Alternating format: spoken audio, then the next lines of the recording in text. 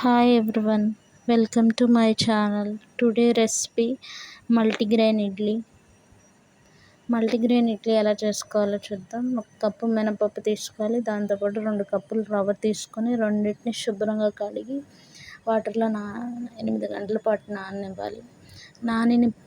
నానిన మినపప్పుని 8 అవర్స్ తర్వాత మళ్ళీ మినపప్పుని శుభ్రంగా కడుక్కొని వాటర్ అంతా డ్రైన్ చేసేసి మినపప్పుని మిక్సీ వేసుకోవాలి. మిక్సీ వేసిన పిండిలో ఒక పాత్రలో తీసుకున్న తర్వాత రవ్వలో నుంచి వాటర్ అంతా తీసేసి పిండిలో కలుపుకొని 8 అవర్స్ పాటు నైట్ అంతా లేదంటే నైట్ అంతా ఫర్మెంటేషన్కి పెట్టేయాలి. పెట్టేసిన పిండిని మార్నింగ్ తీసుకొని దానిలో సరిపడినంత ఉప్పు వేసుకొని కలుపుకోవాలి.